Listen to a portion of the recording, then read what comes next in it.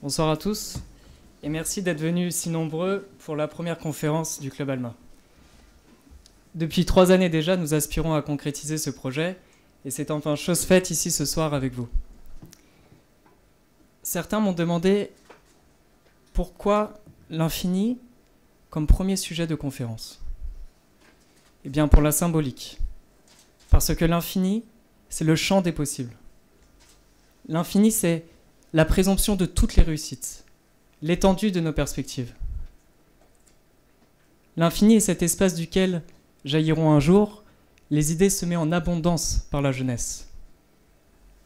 Et c'est bien dans cette direction, vers l'infini et l'au-delà, que doivent tendre nos vies. La jeunesse est ce noyau où naissent les énergies les plus folles, les ambitions les plus robustes et les audaces les plus relevées. C'est un moment de vie rare où se jouent et se déjouent chaque jour les scènes d'un avenir sous le feu des projecteurs. C'est un âtre où l'âme bat fiévreusement l'incandescence des secondes pour tenter de se forger un destin sur mesure.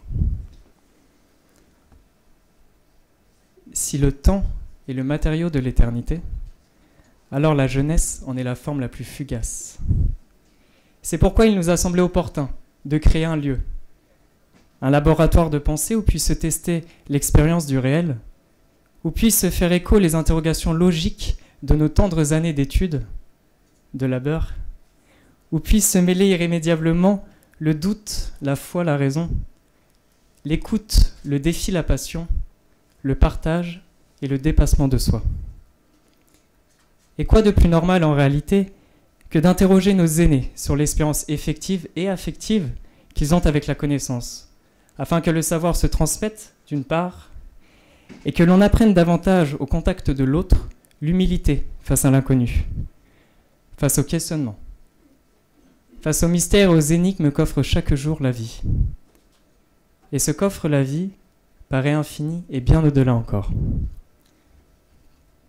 Aussi, pour cette grande première, nous a-t-il paru pertinent d'inviter un ambassadeur des sciences, un alchimiste qui transmute la réalité en chiffres et en nombres, et qui, par l'audace de ses travaux, ne connaît de la médaille que son avers. Une figure prométhéenne qui tente d'arracher des arcanes de la création un langage universel. Il n'a Dieu que pour les mathématiques. Je vous prie d'applaudir très chaleureusement le médaillé Fields Cédric Villani.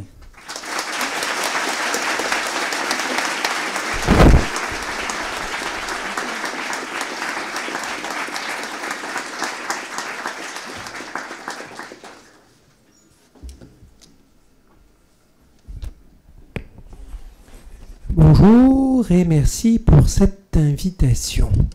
Grand plaisir d'être ici avec autant de jeunes énergies concentrées.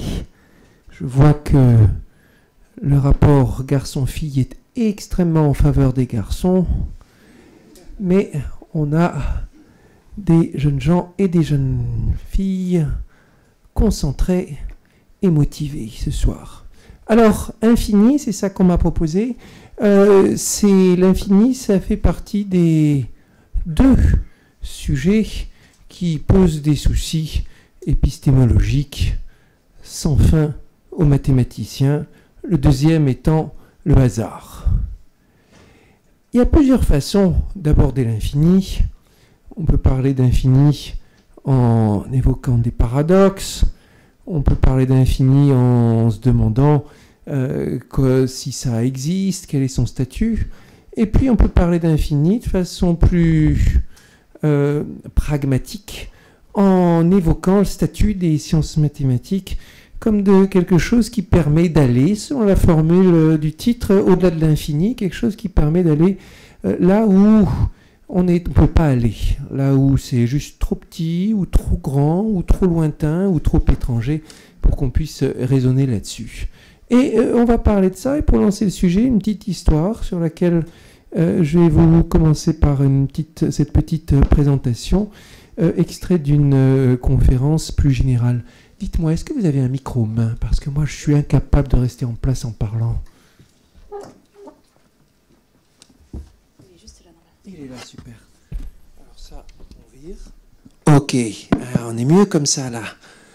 Ok, alors, l'histoire commence en 1827 avec le botaniste anglais Robert Brown qui effectue au microscope des observations intéressantes. Brown était reconnu pour ses travaux en botanique en général, mais aujourd'hui, son fait d'armes le plus reconnu est d'avoir observé ce qu'on appelle maintenant le mouvement brownien. Ce n'était pas le premier à l'avoir observé, mais c'était le premier à avoir compris que ça n'avait rien à voir avec la botanique.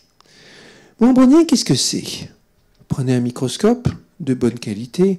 Le Microsoft de Brown est conservé à la société Linné à Londres. Et puis, vous regardez un petit grain de pollen en suspension dans de l'eau. Et vous constaterez que votre grain de pollen se retrouve agité, comme par une énergie inépuisable. On va regarder, se donner une petite idée avec ce film d'archives qui ne date pas de l'époque de Brown, bien sûr, mais qui date du début du XXe siècle. Regardez. Voilà, ça s'agit de tous les côtés. Ce ne sont pas des grains de pollen, là, mais ce que les physiciens appellent des particules colloïdales. Il vous faut un microscope pour regarder ça. Pensez à des petites gouttes, un peu comme ce qui constitue le lait ou des choses comme ça. Et vous voyez que ça s'agite dans tous les sens. On croirait des étudiants en train de danser le pogo, quelque chose comme ça, et ça ne s'arrête jamais. Et comme l'a remarqué Brown, ça n'a rien à faire avec la nature des particules. On peut faire la même chose avec des petits fragments de pierre, et ça reste pareil, pourvu que les fragments soient suffisamment petits. Très souvent, en science, les découvertes commencent par des interrogations et par des énigmes. Et ce mouvement brownien posait une énigme aux théoriciens. Il a fallu attendre peut-être plus de 70 ans avant qu'on comprenne de quoi il s'agissait.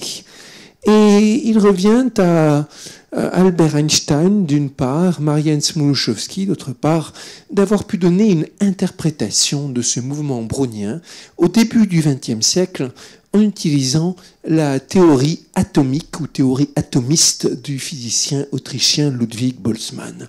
Théorie selon laquelle le monde est fait d'atomes en très très grande quantité, des atomes, des molécules si petites qu'on ne peut pas les voir, ni à l'œil nu, ni au microscope. Et à cette époque-là, aucune expérience ne permettait même d'isoler un atome. Alors, quelle était l'idée? Vous voyez la particule brownienne, l'une de ces particules qu'on a vu s'agiter de façon si convulsive, on va imaginer qu'en fait, elle est très petite, puisqu'il faut un microscope pour la voir, mais très grande à l'échelle à l'échelle moléculaire. Et que cette trajectoire est le résultat du bombardement incessant auquel elle est soumise de la part de particules encore bien plus petites et invisibles, comme sur cette animation. Alors, cette idée atomique était assez révolutionnaire. Vous allez me dire, les Grecs déjà pensaient que le monde était fait d'atomes et tout ça, mais une théorie quantitative avec des prédictions, avec des équations précises, il a fallu attendre le milieu du XIXe siècle pour que ça voie le jour. Et puis, il y avait plus. À cette époque-là, à la fin du XIXe siècle, Boltzmann était l'un des très très rares, peut-être même le seul, à soutenir que les lois, certaines lois de la nature qui nous apparaissent comme des vérités inébranlables, des choses qui se produiront à coup sûr, étaient la résultante de phénomènes chaotiques, aléatoires, imprédictibles à l'échelle microscopique. Je vous parlais tout à l'heure du hasard comme l'un de ces concepts qui posent des casse-têtes insolubles. Et l'idée de Boltzmann, c'était que le monde est régi aussi par des lois du hasard et que ça se transforme quand on les observe en des lois intangibles. Alors, c'est avec cette théorie que Einstein et Smoluchowski entreprennent une étude qualitative et quantitative du mouvement brownien. Jusqu'ici, on est dans le domaine de la physique, représentation du monde. On va passer dans le domaine de la physique mathématique en mettant ça en équation mathématique. Et ils parviennent l'un comme l'autre à déterminer l'équation qui va régir ces probabilités. Au début, quand on place notre petite particule, grain de pollen ou qui sait quoi à un endroit, on sait où c'est, on sait où elle est. Et puis petit à petit, la particule se déplace, va s'agiter, on va perdre la trace de l'endroit où c'est. Et la présence de la particule, qui nous apparaissait comme un point, va petit à petit s'étaler. L'endroit où peut se trouver la particule, c'est plus ou moins probable ici, là. Et cet étalement obéit aux mêmes lois que l'étalement d'une distribution de chaleur selon les équations de Joseph Fourier, équations établies au début du XIXe siècle. Et ici, il y a un coefficient qui joue le même rôle que la diffusivité d'un corps conducteur de chaleur. Le coefficient D, c'était la diffusivité de la particule. Et pour continuer le raisonnement, arrive un calcul qui donne cette diffusivité. On l'appelle parfois formule d'Einstein, une formule parfaite, en ce sens qu'on comprend chaque rôle de chaque terme. R, constante des gaz parfaits. T, c'est la température, parce que plus c'est agité, plus ça doit bouger vite. A, c'est le rayon des particules, parce que plus la particule est grosse, plus il sera difficile de la faire bouger. Eta, la viscosité du fluide, parce que plus le fluide est visqueux, plus ça sera dur de faire bouger les particules. Pi, on le connaît. Bon, il y a un 6, il faut bien qu'il y ait une constante quelque part, hein, ça c'est le calcul qui vous le donne. Et puis n, le fameux nombre n, ou nombre d'Avogadro, qu'on devrait appeler nombre d'Avogadro-Loschmidt si on était très attentif à l'histoire des idées. Et ce nombre, lui, on ne le connaît pas, et comme on sait, comme on apprend à l'école, en gros, c'est le nombre de molécules dans une unité de volume. Bon. Donc, un nombre qui fait le pont entre le monde macroscopique et le monde microscopique. Donc, la formule est là, c'est bien, sauf que comme on ne connaît pas le nombre n et qu'on n'a aucun moyen de le calculer, ça pourrait tout aussi bien être infini, on est coincé là. Du nombre n dépend le nombre d et on s'arrête là. Ici s'arrête le travail du papier et crayon, au papier et au crayon de ces théoriciens qui étaient Einstein et Smoluchowski, travail à la fois de physicien et de mathématicien dans lequel on s'ingénie à mettre en formule mathématique le phénomène physique. On s'arrête là et on passe le relais à l'expérimentateur qui lui va travailler sur le réel. Jusqu'ici, il y a eu, comme on a vu, une description physique, puis un vrai travail mathématique qui est le travail sur l'équation. Après, il s'agit de puis une prédiction, et puis on va confronter la prédiction avec le réel. Ils sont entrés dans l'histoire des sciences, Théodore Svedberg d'une part, Jean Perrin d'autre part, l'un et l'autre prix Nobel. Jean Perrin est l'une des grandes figures historiques françaises du contact entre science et société. Et ils ont l'un et l'autre monté des expériences visant à mesurer ce coefficient de diffusion en comparant les formules mathématiques obtenues par application de l'équation de la chaleur avec la réalité expérimentale. Dans cette expérience de Svedberg, on laisse des particules. Il y a un Larsen et je ne sais pas trop d'où il vient. Peut-être qu'il faut débrancher lui. Je sais pas. Houston? Bon. Allez, on va y arriver. Alors, dans cette expérience... on va finalement rester près de l'ordinateur. Ah, voilà. Dans cette expérience, ici, qui est effectivement tirée des séries de Svedberg, voyez la partie qui est éclairée en rouge, là? C'est une partie, on a un bac avec quelques particules qui se baladent, et à intervalles réguliers, on éclaire une certaine région, on photographie, et on compte le nombre de particules qui se sont retrouvées là par le jeu de la diffusion. On regarde au microscope et tout ça. Et puis voilà, un coup ça sera une particule, un coup deux particules, puis il y en aura 0, un coup d'après, peut-être encore 0, 0, après 2 qui vont venir, et ainsi de suite. On compte, et à partir de cette série statistique, on peut faire des estimations sur la façon dont ça diffuse. Par exemple, on va calculer des choses telles que la probabilité que partant de 2 particules, ça soit 3 particules au bout d'un certain temps. On aura comme ça des nombres, on les comparera aux prédictions du modèle. Ça, c'est un exercice que j'ai donné une fois en examen de théorie des probabilités à l'École normale supérieure de Lyon dans le temps. Allez, voici le modèle. Alors bien sûr, c'était accompagné d'un paquet de questions intermédiaires, passées de cette statistique à l'estimation du coefficient D. Alors, pourquoi le coefficient D? Tout à l'heure, vous vous souvenez, le coefficient D, on n'arrivait pas à le calculer parce qu'on ne connaissait pas la valeur de n. Grâce à ça, on va le calculer. Et la formule, elle reste toujours valable. On a vu ça comme une formule de calcul de D, mais après tout, si on échange D et n, on pourrait voir ça comme une formule de calcul de n à partir de D. Eh bien oui, c'est comme ça que, historiquement, on a calculé le nombre d'Avogadro, en comptant des petites particules qui se baladaient dans de l'eau. Et c'est un triomphe de la statistique, carrément une victoire sur l'infini, on peut le dire de façon un peu pompeuse comme ça, qu'à partir d'une série de nombres, de comptage de particules, tous compris entre 1 et 5 ou 6 peut-être, on ait pu estimer un nombre aussi incroyablement grand que 6 fois 10 puissance 23. Une victoire qui était corroborée par un certain nombre d'expériences. Ça veut dire que toutes les expériences faites à l'époque sur le mouvement brownien ont donné la même valeur pour le coefficient n, pour le nombre n. Et c'est cette coïncidence qui a convaincu le monde scientifique de l'époque de l'existence des atomes. Et l'ouvrage de Jean Perrin, Les atomes, dont on fêtait récemment le centenaire. C'était paru en 1913. Alors, ici, il y a un vrai triomphe parce que c'est ce qui a emporté l'adhésion, je vous disais, des physiciens. Le monde est fait d'atomes et pourtant, personne n'avait jamais vu un atome. Mathématiques, c'était l'outil qui avait permis de maîtriser cet invisible, cet infiniment petit, qu'il était impossible, ni avec le calcul, ni avec l'expérience, d'approcher. Mais en mathématiques, ça se faisait.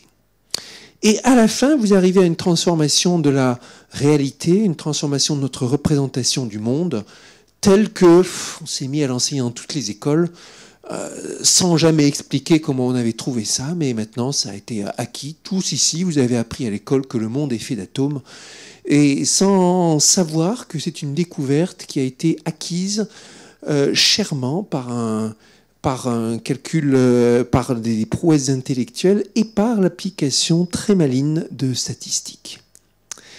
Le mouvement brownien aujourd'hui se porte très bien. Une fois qu'une idée issue du monde physique arrive en mathématiques, souvent elle peut s'étendre et se développer dans le monde mathématique, ou on peut aussi la représenter de façon parfaite. Je vous ai montré l'équation de la chaleur, c'est une idéalisation évidemment. Dans la réalité, ce n'est pas exactement celle qui est suivie, mais dans le monde mathématique, on peut étudier l'équation de la chaleur exactement, vrai, avec une précision infinie. Et puis, on peut l'adapter à toutes sortes de choses. On peut l'utiliser, ça a été utilisé pour faire du calcul de toutes sortes de phénomènes aléatoires, pour résoudre des problèmes d'analyse, des équations, pour engendrer des objets fractals. Ça c'est venu s'inviter en mécanique des fluides. C'est l'objet de recherche mathématique contemporaine. Et d'ailleurs, mon collègue Wendelin Werner, actuellement à l'ETH à Zurich, le même établissement dans lequel a été formé Albert Einstein, a reçu la médaille Fields en 2006 pour ses travaux sur le mouvement brownien. Regardons un peu à quoi il ressemble, le mouvement brownien, quand on veut l'approcher par une approximation infiniment précise, si on veut, ou presque. On va regarder une idéalisation de ce mouvement brownien tel qu'on la voit sur l'économiseur d'écran Wonder. Allez, voilà. Il y a la petite particule, alors là, c'est plus un petit grain de pollen, c'est un pixel qui se balade, et qui se balade de façon brownienne, c'est-à-dire, ici en l'occurrence, dans le monde des pixels, où on n'est pas infiniment petit, mais c'est une approximation, on est très petit. C'est un coup à droite, un coup à gauche, un coup vers le haut, un coup vers le bas, de façon complètement aléatoire. On appelle ça souvent le marcheur ivre pour des raisons évidentes. Quand votre boum était tellement arrosé que vous ne savez plus où vous êtes ni ce que vous faites, vous sortez, vous voulez retourner à votre chambre, mais vous n'êtes pas capable de faire 2 pas d'affilée dans la même direction, alors vous vous baladez complètement au hasard. Et ça, c'est un modèle de ce que subit la petite particule brownienne. Observez comme c'est beau.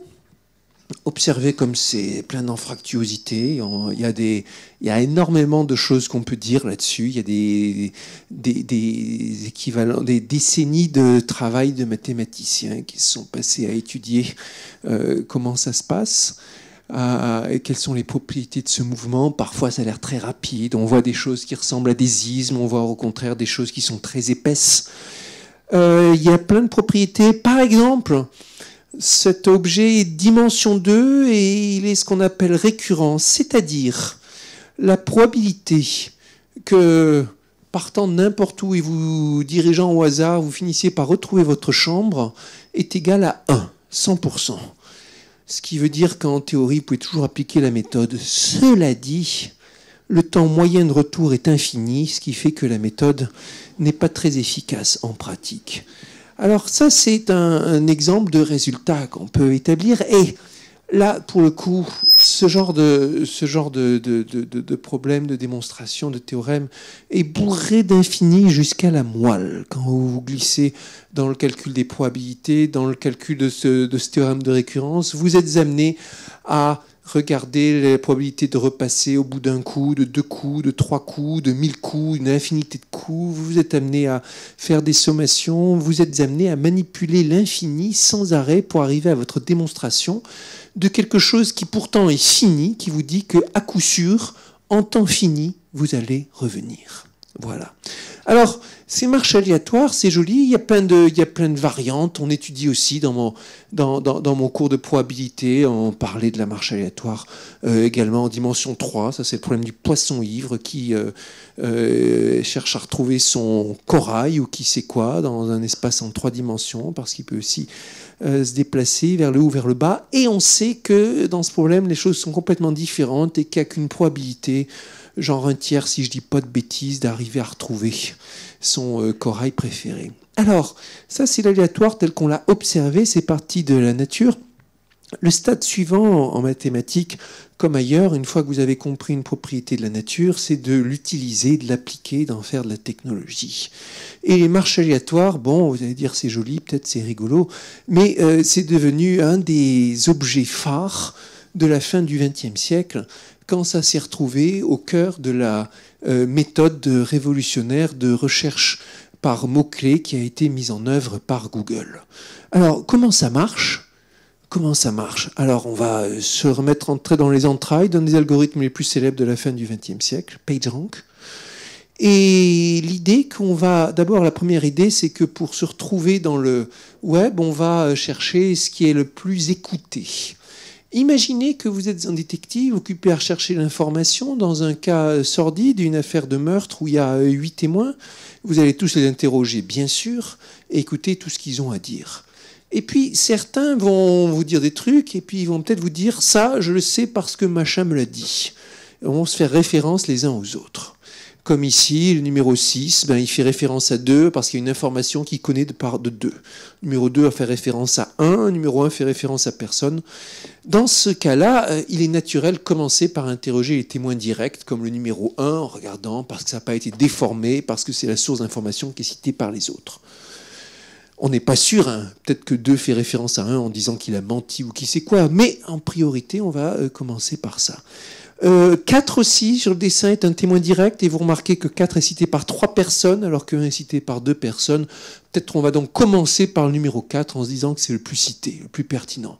Ça, c'est le programme, et l'idée de Google, c'était, on va faire comme ça, on va recenser les pages web les plus citées par le jeu des liens HTML. Bon, c'était simple. Et évidemment, on se heurte tout de suite au problème de l'infini. Web, d'accord, on va appliquer ce programme, mais vous avez genre 100 millions de pages web, comment vous faites ? C'est juste impossible de se représenter ça dans nos petits cerveaux humains, c'est juste impossible de travailler dessus. Voici un petit exemple avec beaucoup moins que 100 millions de pages web ou 1 milliard, mais juste quelques-unes. Déjà là, c'est pas facile de se dire qu'est-ce qu'on va regarder en priorité. La réponse de PageRank, c'était « Laissons faire la marche aléatoire, en avant ». On va envoyer toutes nos petites particules comme des petits mouvements browniens et ils vont se balader à travers le réseau en suivant le jeu des liens HTML. En termes mathématiques, on va dire que c'est une marche aléatoire sur un graphe orienté et on va chercher la position d'équilibre, c'est-à-dire la distribution des poids, des temps de passage sur les différents nœuds. C'est-à-dire combien de temps on les visite quand on se promène sur ce graphe. Ici, vous voyez les petits jetons, les piles de jetons qu'on est placés sur tel ou tel site, et du hasard émerge la solution. En l'occurrence, on va visiter en priorité les 2 sites qui sont ici. Voilà, ça c'était l'idée. C'était une idée qui montrait bien que d'une culture mathématique pouvait naître une révolution technologique, puisque après, ça a été le point de départ de la révolution Google. Donc c'était une idée qui valait des milliards, littéralement, à condition de pouvoir bien la mettre en œuvre. Maintenant, c'est beaucoup plus sophistiqué, les algorithmes utilisés par Google, mais ça, c'était le point de départ historique. Point de départ historique et point de départ qui n'a pas été le seul des aventures dans lesquelles le mathématique s'invite dans l'innovation. Et c'est aussi l'une des caractéristiques de la fin du XXe siècle et du début du XXIe que la mathématique s'est mise à prendre de plus en plus de place dans la technologie, avec la révolution numérique, avec de nouveaux algorithmes, avec beaucoup de choses caractéristiques de la mathématique. Bien sûr, la première, c'est que c'est une représentation abstraite du monde, basée sur des raisonnements logiques. Abstraite et logique, là où une façon d'utiliser l'abstrait et la logique pour surmonter nos limitations, pour résoudre des choses qui seraient impossibles à réaliser juste par l'expérience ou juste par l'intuition ou juste par une inspection directe. Et donc, on retrouve ça dans des systèmes extraordinairement complexes comme la modélisation de la météo, dans des questions où il faut réagir extrêmement vite pour des organes. Ici, une petite image du cœur artificiel. Il faut confier à des algorithmes le soin d'établir les bons flux, la bonne connexion avec le patient pour trancher des choses où l'inspection directe n'est pas possible. Ici, j'ai mis des petites images de cerveau extrait d'un article de Brian Wandel et de ses collaborateurs dans lesquels, par l'analyse mathématique, ils ont pu résoudre un problème vieux d'un siècle, savoir si une certaine structure est présente dans le cerveau ou pas, le genre de choses qui est impossible à démêler à l'œil nu parce que les images sont pas claires et tout ce que vous voulez, et que l'analyse mathématique a permis de trancher. Ici, une image de Raphaël Lodandrea, c'est encore du Zurich. Là, ce sont des drones intelligents qui font plein de choses, qui jonglent, qui font de la couture et ce que vous voulez. Ça aussi, ça se fait en mathématiques. Les prothèses intelligentes à droite, l'idée que c'est les prothèses qui s'adaptent à la morphologie et aux besoins de celui qui les porte au fur et à mesure par des algorithmes de type intelligence artificielle, ou toujours par des algorithmes de type intelligence artificielle. Vous voyez ici en bas à gauche une approche de ce vieux problème de la correspondance entre le génotype et le phénotype. Là, ici, on est à fond dans cette question de gestion de l'infini. Le génome humain, c'est un truc tellement gros que vous ne pourrez jamais y arriver à le comprendre au sens humain. Vous voyez là, peut-être en petit, l'orateur, là, est passé sur son estrade, et derrière lui, il y a des piles. En fait, derrière lui, il a une mini-bibliothèque qui est faite de 5 petites bibliothèques, 5 meubles de bibliothèque qui sont derrière lui, tous remplis de livres. Et en fait, ce qu'il a derrière lui, c'est un génome humain entièrement transcrit sur papier, pour vous donner une idée de ce que ça veut dire, le génome. Alors, face à une masse comme ça, laissez tomber l'idée de le comprendre au sens habituel du terme. C'est, par rapport à notre cerveau, c'est juste une quantité d'informations infinie. En revanche, vous pouvez l'envoyer dans des algorithmes d'apprentissage machine qui vont vous donner un paquet d'exemples, un paquet de génomes d'un côté, un paquet de visages de l'autre côté, et vous laisser ensuite la machine, l'algorithme, trouver tout seul la correspondance entre génome et visage, de sorte qu'il puisse vous prédire votre visage à partir de l'ADN. Ici, le chercheur avait fait l'expérience sur lui-même. Ça, c'est la réalité. Ça, c'est ce que prédit l'algorithme. Évidemment, l'algorithme ne pouvait pas prédire qu'il se laisserait pousser la barbe, ni qu'il prendrait un petit peu d'embonpoint par rapport à ce que les gènes avaient prédit. Mais on voit qu'on est assez proche de la réalité. Ici, donc, toutes sortes de sujets dans lesquels la mathématique vient s'inviter. Et juste le mantra que j'ai répété tout à l'heure et qui est le point directeur là-dessus, la mathématique, c'est ce que vous appliquez là où c'est juste en dehors de votre intuition, de votre domaine d'action, parce que c'est trop compliqué, trop gros, trop grand, trop petit, juste inaccessible. C'est la façon de dépasser cet inaccessible en confiant les choses à une représentation abstraite sur laquelle vous pouvez agir. Ce qui fait d'ailleurs que le métier de mathématicien se porte bien, ce qui fait que dès 2009, mathématicien est apparu en tête de classement de certains métiers, meilleurs métiers du monde. C'était une étude de CareerCast parue dans le Wall Street Journal. En 2009, mathématicien, c'est nous là, vous voyez. Ouais. Et puis, pour information, l'étude paraît chaque année. En 2015, c'était presque mathématicien qui s'invitait en tête, c'était statisticien plus précisément. Ce qui n'est pas étonnant compte tenu du boom extraordinaire des métiers liés à l'analyse des grandes données et à tout ce qui va avec l'intelligence artificielle de près ou de loin. Alors, on arrive au bout de la petite histoire et on va laisser du temps pour la discussion, pour les questions. Donc, je vous l'ai dit et répété, mathématiques, ce qui vous permet de vous dépasser, d'aller au-delà, avec le formalisme, avec aussi les concepts, bien sûr. Les concepts mathématiques, ici, tout à l'heure, on voyait l'équation aux dérivées partielles, équation de la chaleur. Derrière, il y a des siècles et des siècles de développement de concepts mathématiques à travers les dérivées partielles. Dans la solution, il y a encore plus de concepts parce que vous allez avoir des intégrales, vous allez avoir des convolutions.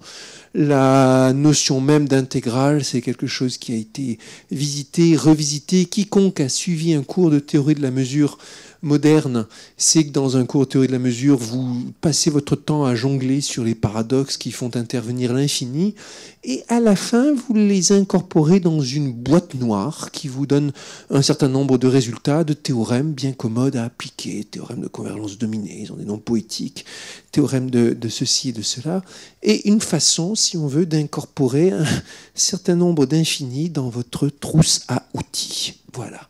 Sur ce, je terminerai mon petit laïus et je vous laisse la parole pour les questions. Je vous remercie.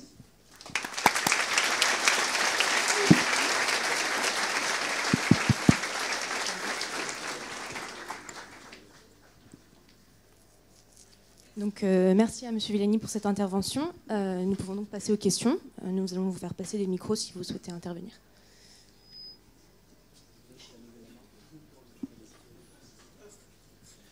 Bonsoir, merci beaucoup de cette manière à la fois distrayante et extrêmement intelligente de nous expliquer ces choses-là. Est-ce que les machines aujourd'hui, celles qui n'existaient pas du temps des grands savants que vous avez décrites, peuvent aider à accélérer encore le processus de compréhension de tout ça? Est-ce que la technologie d'aujourd'hui permet de gagner du temps dans ce qu'on va connaître? La réponse est oui, permet d'accéder à des modèles beaucoup plus sophistiqués, des simulations, des représentations. À l'époque d'Einstein, l'équation de la chaleur, on pouvait l'écrire, la calculer dans des cas très particuliers. Maintenant, on peut la visualiser sur plein de données, mettre en place des conjectures, observer des choses. La technologie permet aussi de perdre du temps parce que ça vous sollicite sans arrêt, ça vous déconcentre et ça a parfois l'effet pervers de diffuser les idées trop vite, de sorte que vous n'avez pas le temps de vous forger vos idées propres. Et évidemment, toutes les technologies viennent avec leur double face, l'avers et le revers, et il faut l'accepter. technologies. Je parlais des simulations. Les échanges ont aussi joué il y a des nouvelles possibilités d'échange avec les technologies modernes. Pour ceux qui ont lu mon ouvrage Théorème vivant, c'est genre la plongée dans le quotidien de la recherche mathématique à travers un théorème qu'on s'efforce de démonter ou de démontrer. Ça représente 2 ans de boulot et énormément d'échanges parce qu'on faisait ça à 2. Beaucoup de courriers électroniques. C'est un truc qui était juste impossible avec les moyens traditionnels de communication. Bonjour. Excusez-moi. Ouais. Merci pour votre présentation. Vous avez parlé d'algorithmes de type intelligence artificielle. J'étais juste curieux de savoir comment fonctionne ce type d'algorithme. Il y en a un paquet. Et ils fonctionnent avec des principes différents les uns les autres. Beaucoup des algorithmes d'intelligence artificielle qui font le buzz aujourd'hui relèvent de la catégorie de ce qu'on appelle l'apprentissage automatique ou en bon anglais machine learning. Et même ça, c'est une terminologie qui recouvre au moins 10 algorithmes différents, mais qui partagent le fait qu'au lieu de chercher à comprendre comment fonctionne le phénomène, on cherche à le prédire ou à le décrire ou à le catégoriser. Et pour ça, on donne à la machine un énorme paquet d'exemples. Et puis on laisse tout seul se faire son idée sur d'autres instances. Par exemple, si vous voulez apprendre à votre machine à reconnaître automatiquement un chat, comme on le sait, il y a des chats partout sur Internet, vous lui donnez des milliers d'images de chats, et puis des milliers d'images de choses qui ne sont pas des chats aussi, jusqu'à ce qu'il apprenne tout seul à reconnaître quelles sont les images qui comportent un chat. Alors comment il fait comment est stockée l'information? Là, il y a un paquet il y a un certain nombre de techniques différentes. Les techniques les plus hype en ce moment sont celles qui reposent sur des réseaux de neurones. L'image va être analysée selon différents filtres qui vont aller dans différentes représentations. Ces représentations, les signaux obtenus dans chacun de ces nœuds sont recombinés dans une couche suivante de nœuds puis il y a une autre couche qui arrive, de sorte qu'on essaie de représenter la fonction existence du chat comme le résultat d'une très compliquée composition de superposition de signaux qui sont obtenus à partir d'éclairages différents de l'image. L'ensemble des paramètres intervenant dans cette fonction pouvant être plusieurs millions, voire milliards. Et puis il y a des algorithmes pour initialiser, reproduire la fonction et tout ça. C'est pas très compliqué, écrit comme ça sans formule, ça peut avoir l'air un peu compliqué, mais ce sont des algorithmes qui sont accessibles à un lycéen.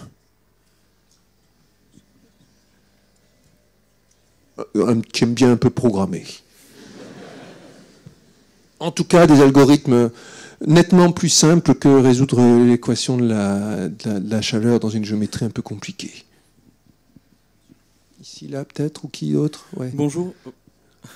Bonjour et merci pour votre présentation. Alors, j'aurais 2 questions pour vous. La première, c'est maintenant, j'avais lu un article, je ne me souviens plus du théorème qui a été démontré, mais il me semble qu'on a démontré un théorème mathématiquement en utilisant l'informatique avec une preuve qui faisait près de 200 téraoctets de données. Soit quelque chose qui est totalement incompréhensible pour un être humain. Ouais. Donc, quelle valeur donne-t-on à ce genre de démonstration? Ouais. Et comment nous, humains, qui sommes incapables de comprendre la démonstration, peut-on s'en servir? Et la deuxième... Et la deuxième, pardon. Ouais. Et la deuxième? La deuxième, c'est quelque chose de personnel. C'est le monde. On peut regarder dans l'infiniment petit, l'infiniment grand, mais en termes de dimension, qu'est-ce qui se passe quand on s'intéresse à un univers avec un nombre de dimensions infini? Sachant que là, il y a des expériences au CERN pour démontrer qu'on vit dans un monde à 11 dimensions ou 10 dimensions, je me souviens plus trop. Mais... Ouais, chose comme ça. Oui, bon, question des dimensions de l'univers dans lequel on vit, il n'est pas encore bien clair. toute façon 4 dimensions apparentes et d'autres dimensions qui sont cachées ou qui sont réduites à quelque chose qui sont extrêmement réduites. Ça c'est pas clair. Peut-être qu'un jour on aura des modèles qui nous feront vivre dans un espace de dimension infinie, c'est possible aussi. Ça dépend de questions de symétrie, ça dépend de quels sont les modèles de la physique fondamentale. C'est pas clair du tout. Sur l'autre question, c'est beaucoup plus clair, l'histoire du théorème démontré avec une partie automatique. Et c'est un grand débat qui a eu lieu dans les années 70, quand le théorème des 4 couleurs a été démontré avec une grosse partie générée par ordinateur. Ça a fait polémique. Cependant, c'est la partie informatique et c'est certainement pas le point faible le plus saillant de la preuve. Les gens qui ont repris en fait ce théorème, il a connu une seconde vie il y a quelques années quand il a été repris avec des méthodes modernes de démonstration formelle par des chercheurs de l'INRIA. Et ce dont ils se sont rendus compte, c'est que la partie la plus discutable de la preuve historique, c'était la partie humaine et non la partie informatique. Parce que les humains aussi font des erreurs, et certainement plus que les ordinateurs. Ça a été réécrit donc entièrement dans cet environnement que certains d'entre vous connaissent peut-être, qui s'appelle COC, et qui correspond à une démarche de preuve formelle, un environnement dans lequel tout est validé, tout est certifié. Vous savez qu'il n'y a pas de bug, vous savez que quand ça vous donne un résultat, le résultat est vrai, et quand vous passez à la moulinette, une fois que vous avez fait l'effort de transformer votre énoncé mathématique en un énoncé que l'environnement comprend, et votre preuve aussi, le programme vous certifie que votre preuve est exacte. C'est un genre de technique qui, à coup sûr, jouera un rôle important dans le futur pour des questions de certification de parties sensibles, de codes de sécurité, de programmes et de choses comme ça. Par exemple, il y a des projets, il y a un projet en France qui a été développé en particulier de compilateur C sans bug. Comme on sait, tous les programmes dans le commerce ont des bugs, et sauf s'ils sont conçus spécifiquement dans un environnement qui permette de les tester. Et donc il y a ce projet, le maître d'œuvre est Xavier Leroy, INRIA aussi, de compilateur C certifié zéro bug. Évidemment, ce genre de choses dans un contexte industriel sera important aussi, avec toutes les questions délicates qu'on imagine. Peut-être qu'un jour, certains d'entre vous se retrouveront à témoigner devant un tribunal pour une histoire de voiture qui a connu une défaillance, de voiture automatique sans conducteur qui a connu une défaillance, que l'algorithme utilisé n'a pas de bug ou des choses comme ça. Alors, il faut attirer l'attention des gens qui ont les micros. Ouais. D'accord, donc bonjour monsieur, je vous remercie tout d'abord pour votre discours ce soir. Je tenais aussi à vous féliciter pour votre médaille Fields, même si c'est plus d'actualité. Merci, même si c'est tard, ça fait toujours plaisir. J'avais pas eu l'occasion de le faire jusqu'ici, mais... Ok. En tout cas, énormément des avancées technologiques en informatique reposent sur de la recherche fondamentale en mathématiques. Donc vous avez cité le machine learning, le big data. On pourrait aussi avoir le traitement du signal, la recherche opérationnelle et des algorithmes approchés avec des heuristiques. Que pensez-vous que sera la prochaine révolution en informatique grâce aux mathématiques ? Il y a une caractéristique générale avec les révolutions. Les révolutions, c'est qu'on n'arrive jamais à les prévoir. Et donc, on ne se risque jamais quand on est dedans à faire des prédictions là-dessus. On sait qu'il y a beaucoup d'activités autour de mathématiques, de la biologie, mathématiques, de la médecine, qui a beaucoup d'efforts là-dessus pour des modèles de prédiction, de diagnostic, de maladie, de tout ce que vous voulez. On sait qu'il y a aussi des réflexions sur les questions de connectique, vie intelligente, roue intelligente, lampadaire intelligent, four intelligent, tout ce que vous voulez, avec des complications phénoménales au niveau de l'intégrité, de la programmation, de la sécurité, de tout ce qu'on veut. Et peut-être qu'il y aura des des révolutions systémiques qui se feront aussi de ce côté-là, des avancées théoriques pour permettre une bonne gestion de cette toile toujours plus complexe. Ouais. Non seulement vous avez raison de rappeler qu'au niveau c'est de la recherche fondamentale, mais il faut aussi rappeler que contrairement à un cliché, très souvent ce sont des idées qui sont issues du monde universitaire au sens large et pas du monde industriel en priorité, ou qui sont issues de collaboration entre monde industriel et monde universitaire. Hier j'étais dans un workshop au Vatican où il était question d'intelligence artificielle. Il y avait un exposé de Yann Lequin, le grand gourou des réseaux de neurones profonds qu'on voit partout dans les journaux maintenant, le Go et tout ce qu'on veut. Et dans son exposé, quelque chose qu'il a dit au passage, c'était que dans ce domaine, la grande majorité des bonnes idées venaient du monde de l'université. Bonjour, merci pour votre intervention. Pour faire suite à la question ici. Vous êtes où? Ici, ouais. À la toute première question de mon collègue, pensez-vous que l'intelligence artificielle remplacera un jour les mathématiciens et pourquoi, s'il vous plaît?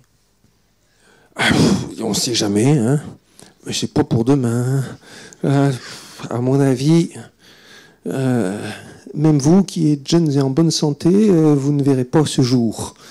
La combinatoire est telle, et l'explosion combinatoire liée aux axiomes mathématiques est telle qu'on a beaucoup de mal à imaginer comment la chose pourrait se faire, même si sur certains domaines assez restreints, on a déjà vu des théorèmes générés par ordinateur sur des questions de géométrie élémentaire, sur des questions de mécanique du solide.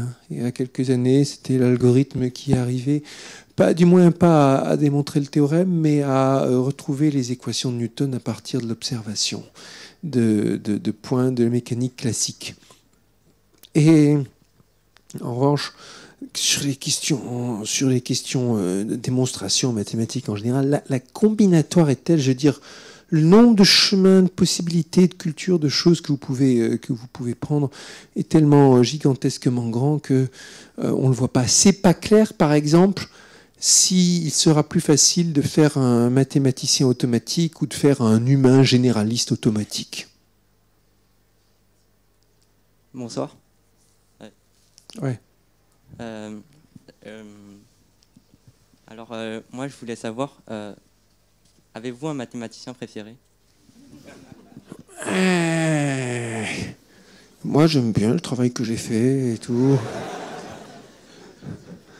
Bon, on a le mathématicien préféré. Non, mais il y en a tellement qui sont juste extraordinaires.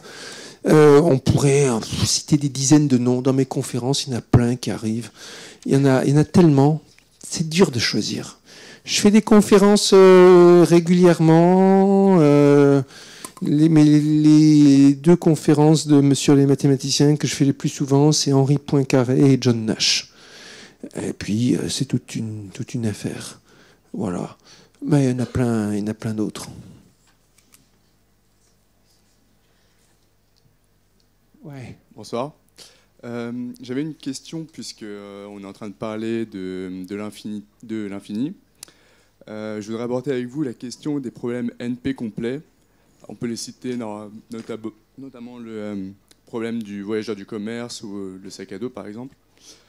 La question est, est-ce que vous pensez que dans un avenir, via les technologies ou quelque chose d'autre, on arrivera à résoudre ce genre de problème? Toute une affaire. On a deux problèmes. D'abord, là aussi, c'est une question de logique extrêmement délicate et on ne sait pas s'il ne faut pas sortir complètement du formalisme. Historiquement, si vous regardez un peu, par exemple, l'un des théorèmes les plus surprenants du XXe siècle, le théorème dit du cardinal intermédiaire, qui est un problème de logique fondamentale. Tiens, justement, c'est sur les infinis. Il s'agit de savoir s'il y a un infini plus grand que l'infini des nombres entiers et plus petit que l'infini des nombres réels. Parce que, comme on sait, en mathématiques, il y a plein de sortes d'infinis. Il y en a qui sont petits, il y en a qui sont grands. Le plus petit des infinis, c'est l'infini des nombres entiers. Ils sont en nombre infini, les nombres entiers, mais c'est un infini aussi petit, le plus petit que vous puissiez imaginer. En revanche, les nombres réels, c'est un infini qui est bien plus grand. La question, c'est de savoir s'il y avait un truc intermédiaire. Et ça a été résolu par Paul Cohen, ça doit être les années 60, avec une démonstration qui était que juste personne n'attendait et qui introduisait une sorte des concepts probabilistes en un sens, dans quelque chose qui apparaissait comme de la logique. Et cette technique qu'on a appelée technique du forçage, non seulement la preuve était incroyable, mais le formalisme même de la preuve était juste inattendu. Aucun des logiciens de l'époque, et d'ailleurs Cohen était un analyste au départ, n'avait en tête une méthode de ce genre-là. Si on avait programmé un programme d'intelligence artificielle, même des intelligences artificielles modernes ou de celles qu'on fera dans quelques décennies, en mettant tous les concepts de logique et les exemples de preuves de logique, si on leur avait donné à manger des milliers de preuves de logique pour qu'elles s'entraînent, elles n'auraient même pas pu inventer ce truc. Donc, le problème NP complet est peut-être dans cette catégorie. Peut-être qu'il faut une notion complètement différente pour le résoudre. Sortir du champ dans lequel il est formulé. Un peu de la même façon qu'il y a plein de problèmes d'analyse réels pour lesquels il faut aller dans les complexes pour trouver la démonstration. Ça, c'est une première chose. Deuxième chose, si jamais il arrivait une preuve fort complexe du théorème de la démonstration de P égale NP ou de P différent de NP, mais une preuve énorme obtenue par ordinateur qui vous dise oui, c'est comme ça. Si on ne comprend pas la preuve, c'est comme si on n'avait rien fait. En le cas du théorème des 4 couleurs, il y a une partie bestiale informatique, mais il y a aussi une partie humaine qui, elle, donne des informations. Et la plupart des théorèmes en mathématiques, c'est pas juste savoir si le résultat est vrai et faux, c'est aussi comprendre et analyser la preuve. C'est elle qui donne des indications et qui va servir à changer le point de vue, la méthode. De la même façon que, je sais pas, quand vous arrivez à la fin de votre roman d'aventure, c'est pas le tout de savoir que le héros a réussi et qu'il a épousé la belle héroïne. Vous voulez aussi savoir tout ce qui s'est passé entre le début et la fin du roman. Bonsoir, je suis là. Ouais. Merci beaucoup pour votre conférence, c'était très intéressant. Moi j'aime beaucoup Alan Turing et j'aurais voulu savoir en quoi on peut dire, selon vous, que son travail il a aussi contribué à, en quelque sorte, combattre les problèmes de l'infini. Oui, Turing a... Dans les travaux qui ont rendu Turing célèbre, en premier, il y a cette idée de la machine de Turing, un modèle théorique, construit sur juste papier et crayon, de ce que serait un ordinateur. Et quelque part, là, ça, comme il le démontrait, n'importe quel programme, si complexe soit-il, peut se modéliser à l'aide de cette machine de Turing si élémentaire. Donc, quelque part, il y avait une façon de vaincre la complexité infinie, à montrer qu'avec quelque chose d'extrêmement simple, on peut toujours implémenter l'infiniment compliqué, quitte à ce que ça soit extrêmement lent. Donc, il y avait cela. Ensuite, il y a le fait qu'avec ces travaux, il y avait toute une affaire de arriver à gérer des quantités d'informations et des quantités de données qui étaient surhumaines, les faire de façon automatique, avec ces fameux instruments qu'ils appelaient les bombes, qui automatiquement essayaient toutes sortes de combinaisons dans le problème du décryptage. Et puis l'utilisation des probabilités dans ces méthodes d'analyse bayésienne, comme on dit, là aussi pour le décryptage, c'était toute une affaire. Et là aussi pour arriver dans un ensemble de possibles gigantesques à faire des propositions raisonnables. Bon, accessoirement, ce sont des travaux qui sont entrés dans l'histoire du XXe siècle en participant activement à la victoire des Alliés contre les nazis. Donc, quelque part, on peut argumenter qu'il a contribué à vaincre quelque chose d'infiniment mauvais. Bonsoir. Juste, moi j'ai une question un peu moins technique. Est-ce que vous pouvez nous décrire en quoi consiste finalement le métier de mathématicien, ou nous décrire une journée type Pas de journée type. En revanche, je pouvais acquérir un excellent ouvrage qui s'appelle Théorème vivant, un auteur qui a du talent, qui gagne à être connu, et dans lequel tout cela est décrit. Je n'aurais pas fait mieux. Et dans ce livre, on parle beaucoup de paroles, beaucoup d'errances, beaucoup de voyages, beaucoup de conférences, beaucoup de papier brouillon, beaucoup de discussions, beaucoup d'échanges email, beaucoup de questions. Ah, ça c'est les mathématiciens. Bonsoir, juste ici. Ouais. On est peut-être sur ma question à mi-chemin entre la philosophie et les mathématiques, mais est-ce que vous pensez que le savoir est infini, ou est-ce qu'un jour on atteindra un moment où on aura tout démontré, on saura tout? Bon, par définition, on peut argumenter que par définition c'est infini, parce qu'on peut toujours complexifier les énoncés, les questions et tout ce qu'on veut. Mais on peut aussi argumenter que ça serait de la triche de dire ça, parce qu'il y a peut-être seulement une partie de savoir qui est intéressante et le reste qui est sans intérêt, ou un peu comme il y a l'univers visible et l'univers invisible, celui qui est trop loin, qu'il existe ou pas, ça fait aucune différence puisqu'on peut en aucun cas l'observer. Donc, pour l'instant, on peut dire que pour toutes les, de quelque façon qu'on le prenne, la quantité de savoir disponible depuis le début de la science augmente de façon exponentielle et qu'on ne constate aucun ralentissement de cette accélération. Donc pour l'instant, on voit rien qui indique que ça ne serait pas infini. Bonsoir, juste à côté. Ouais. J'ai une question qui est un petit peu dans la même veine. Vous avez des raisonnements qui sont très poussés dans la science et dans les mathématiques. Est-ce qu'à un certain niveau, vous pensez que les mathématiques ou la connaissance dans le calcul est suffisant? Ou est-ce qu'il faut faire appel à d'autres domaines? La connaissance dans le calcul? Ouais, mais c'est pas du calcul, les maths. Autant pour moi. On est mauvais en calcul d'habitude, maintenant. Dans le temps, les mathématiciens étaient forts en calcul, mais maintenant, ils laissent les ordinateurs faire les calculs. Mais la question, c'est est-ce que le formalisme mathématique est suffisant? Ce qui m'intéresse, c'est est-ce que, par exemple, il y a une certaine forme de créativité à avoir, par exemple, ou faire appel à d'autres domaines pour avancer dans notre connaissance Alors, si vous demandez aux mathématiciens, sans conteste, ils se considèrent, eux, comme beaucoup plus créatifs que les philosophes. Ça fait aucun doute. Et ils considèrent aussi leur activité comme la plus créative qui soit, sans doute. Parce que faire tenir debout une preuve originale, c'est un exercice. Pour une grande revue de mathématiques, la qualité numéro 1 qui fait que l'article sera accepté ou pas, c'est savoir si la preuve est originale. On demande systématiquement: est-ce que le résultat a un fort impact? Est-ce que ça fait avancer les choses? Est-ce que la preuve est assez originale? Est-ce que c'est exact? Et si la preuve n'est pas assez originale, le résultat ne sera juste pas publié par les revues les plus importantes.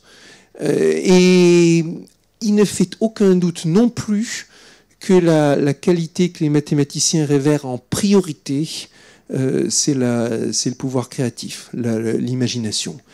Les grands calculateurs, ceux qui font les preuves les plus longues ou qui sait quoi, ça nous laisse complètement de marbre. Ceux qui sont les plus sûrs aussi, on préfère le mathématicien qui truffe ses articles d'erreur, mais qui a les idées les plus originales, quitte à ce que d'autres s'occupent de vérifier, de remettre sur pied, de corriger.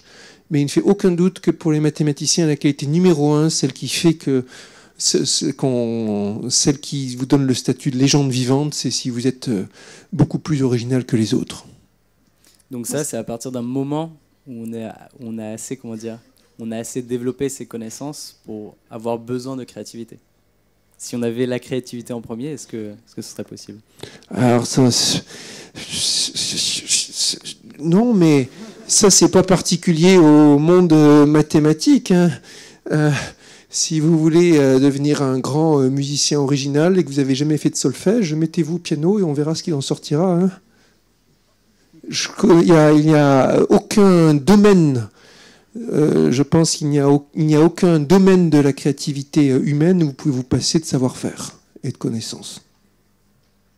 Bonsoir. Je suis par là, de l'autre côté. Ici. Ah.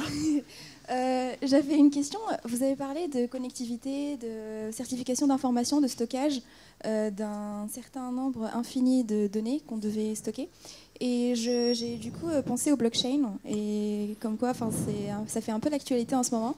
Et j'avais pas compris pourquoi est-ce que c'était aussi prisé dans les banques. Et maintenant, de plus en plus, les banques américaines et forcément la compétitivité française, donc de plus en plus des entreprises françaises, en tête IBM. Du coup, je voulais savoir qu'est-ce qui fait de cette technologie une technologie si prisée et en quoi est-ce que ça pourrait avancer la finance de marché.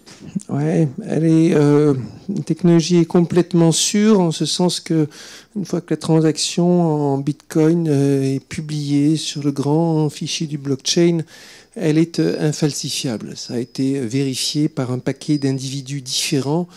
Problème de la vérification informatique étant que, évidemment, avec un truc qui est virtuel, rien ne vous empêche de le dupliquer, de faire semblant que vous avez payé ce truc-là vous est dû plein de fois. Mais si vous faites vérifier par plein d'acteurs indépendants que quelque chose a vraiment eu lieu, vous avez là la preuve que ça a bien existé, sauf si une entité manipulatrice se mettait à contrôler une majorité des acteurs présents pour falsifier le truc. Alors, blockchain a donc ce pouvoir de vérification absolue et incontestable. Personnellement, je ne suis pas fan de la technologie. Premièrement, il y a peu de domaines dans lesquels on a besoin d'une absolue sécurité, d'une absolue invérifiabilité. Souvent, c'est un leurre. Deuxièmement, blockchain est une technologie inefficace et environnementalement désastreuse parce que vous brûlez énormément d'énergie pour faire des calculs qui servent à rien. Tous les mineurs, comme on dit, font tous le même calcul en même temps et calculent le décimal de pi ou qui sait quoi, enfin un truc qui n'a aucun intérêt. Du point de vue de la consommation énergétique, donc c'est mauvais. C'est l'occasion de rappeler que le secteur informatique pollue plus que tout le secteur de l'aviation parce que tous les calculs qu'on fait, ça coûte de l'argent, ainsi que la production des ordinateurs, des chaînes, des serveurs et tout ce qu'on veut, et que c'est une vraie question. Il faut aussi s'habituer à penser de façon économique autant que possible, et quand on multiplie trop les calculs, ça l'est pas. Et puis, il faut voir à l'usage, mais dans le principe du blockchain, en tout cas, le pur et dur, il y a un fichier qui contient toutes les transactions. Il faut imaginer quand la technologie se répandra, la taille de ce fichier, un truc de dingue, auquel tout le monde va participer, contribuer. On n'a pas forcément besoin de ça. Il y a un côté totalitaire dans l'histoire. Bon, moi, je pense que j'ai pas de souci à penser que le principe va être utilisé, va être intéressant, mais l'idée d'avoir juste un grand fichier qui contienne toute l'information, tous les registres, ça me paraît complètement déraisonnable. Bonjour, je suis là. Où ça? Ici. Ah oui. Bonjour. Donc, j'aimerais vous demander, vous qui faites des mathématiques depuis très longtemps, est-ce que vous ne pensez pas qu'en fin de compte, les mathématiques ne sont qu'une manifestation de l'imagination de l'être humain, ou bien est-ce qu'elles existent réellement et qu'on les découvre? Moi j'aime bien penser qu'on les découvre, mais vous savez, c'est comme les religions, ça ne se discute pas. Je ne crois pas que ce soit une question qui doivent vous empêcher de dormir, mais j'aime bien penser qu'on les découvre et j'aime bien penser que c'est une attitude humble par rapport à ça. Allez, on prend 2-3 questions encore et puis c'est fini. Je laisse au micro le soin de distribuer la parole. Je ne vous influence pas. Bonsoir. Alors qui? Ouais. Je suis là. Vous êtes de l'autre côté. De l'autre côté. Ah voilà, c'est ça. J'aurais une question. Qu'est-ce qui, pour vous, est un théorème ou une démonstration originale, belle, qui a un impact comment est-ce qu'on définit ça? Et du coup, comment est-ce qu'on dirige la recherche en mathématiques? Vers quelle direction? C'est comme tous les arts, ça se fait avec des mouvements, avec des influences, et un jour quelqu'un qui fait un truc beau, et puis les autres qui continuent dans la même direction, et ainsi de suite. Pour qu'une démonstration soit originale, il faut d'abord qu'il y ait un élément de surprise. Ça veut dire qu'il y a un argument qu'on n'attendait pas là, parce qu'il vient, il est différent dans l'esprit de ce qui se pratiquait avant. Il faut aussi qu'il y ait une rencontre entre différentes idées, une rencontre entre différentes parties du raisonnement. C'est dit comme ça paraît abstrait. Quand on le voit, on le sait, la belle démonstration. Et les mathématiciens passent leur temps à s'échanger des remarques sur les machins qui sont beaux, pas beaux et tout ça. Littéralement, je veux dire, si vous allez dans un labo de maths et que vous écoutez les gens parler de leurs trucs, vous diront voilà un beau truc, une belle démonstration et tout ça.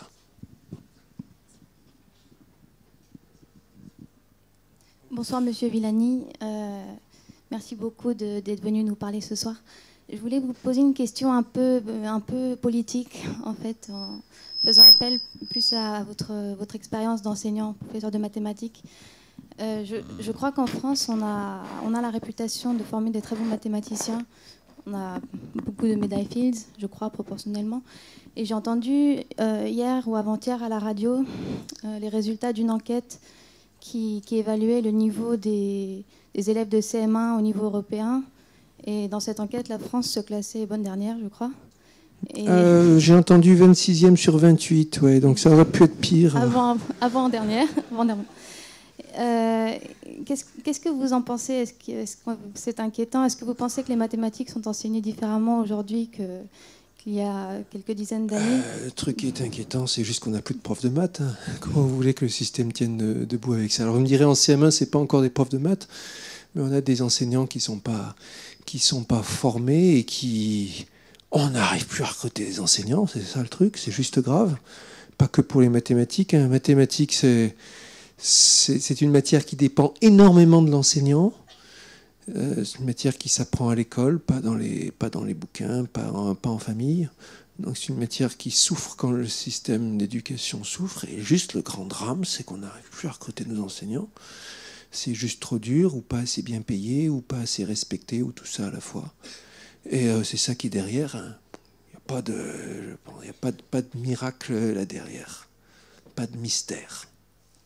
Nous allons passer maintenant à la dernière question, malheureusement. Merci. Je suis là, derrière. Où ça Derrière. Extrêmement. Voilà, oui, tout au bout là. Merci beaucoup pour votre présentation, c'était très intéressant. Alors je sais que chaque mathématicien a un problème, une conjecture qu'il souhaiterait démontrer. Je sais que vous ne voulez pas en parler. Et donc c'était pour savoir si en tant que chercheur maintenant très demandé, vous aviez le temps d'y consacrer de votre temps. Et une dernière question aussi, quelle est la résolution de problèmes mathématiques qui vous a apporté le plus de joie dans votre vie? En ce moment, toute mon énergie est passée à donner des conférences au campus Eiffel ou ailleurs, extrêmement demandées, oui, puis des réunions, des projets. D'ailleurs, les collègues organisateurs, ils vous diront comme ça a été dur de trouver une date. Maxime pourra vous dire toutes les morts qu'il a endurées pour trouver un créneau qui marche sur une période de 3 mois. Et parce que partout là, par exemple, juste avant de venir vous voir, je faisais une conférence à la Société Générale. Ce matin, je commençais par une réunion de dialogue de gestion dans le cadre de mon institut, parce que l'Institut Henri Poincaré, dont je suis le directeur depuis 7 ans, est en train d'accomplir la plus grosse transformation de son histoire, avec une grosse extension, un bâtiment, un travail d'architecte qui va avoir lieu, l'instauration d'un nouveau musée des mathématiques, une partie de développement de médiation par réalité augmentée, la création d'un fonds de dotation, des nouveaux partenaires, tout. Donc une très grande complexité. Et évidemment, ça mange énormément de bande passante là-dedans, si vous voyez ce que je veux dire.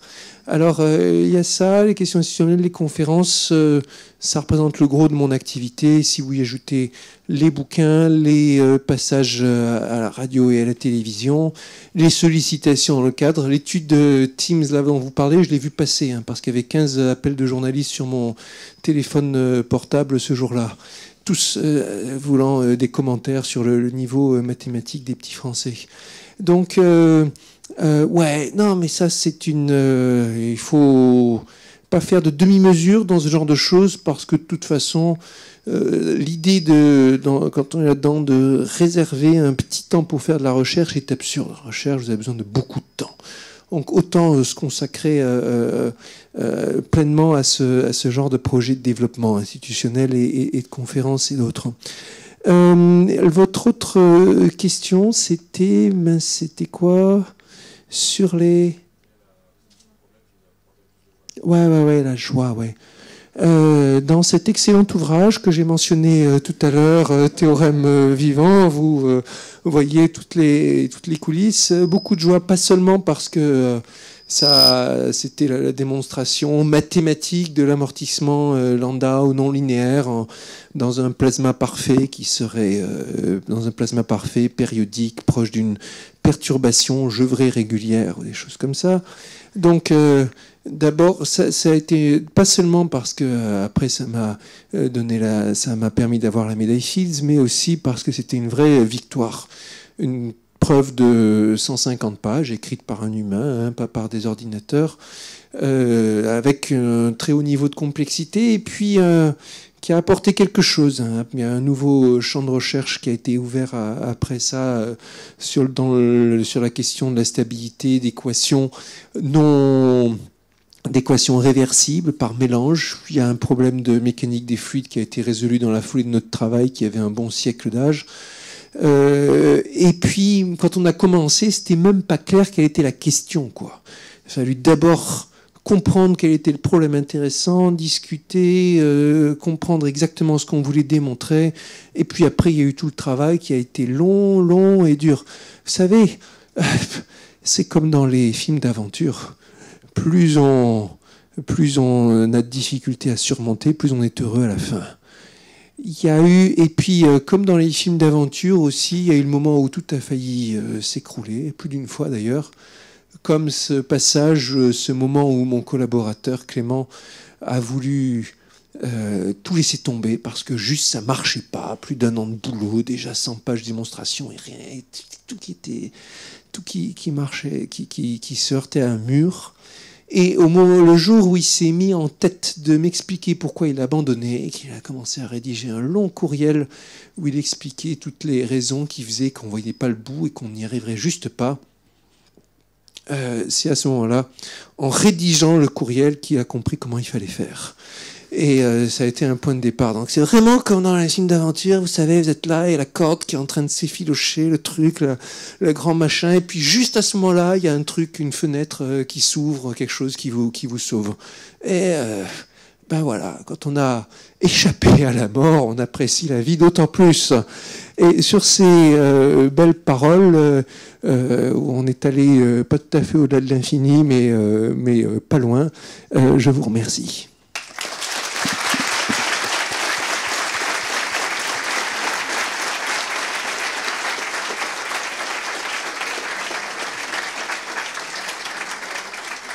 Donc, Monsieur Milani, merci beaucoup pour votre conférence. Pour conclure, j'aimerais remercier également le Campus Eiffel pour les moyens et les soutiens qu'il nous octroie. J'aimerais également remercier tous les membres du Club Alma qui ont participé de près ou de loin à l'organisation de cette conférence. Et je vous demande de rester stay tuned, comme on dit, sur notre page Facebook Club Alma pour les prochaines conférences. Il y en aura une en janvier. Bonne soirée à tous, merci.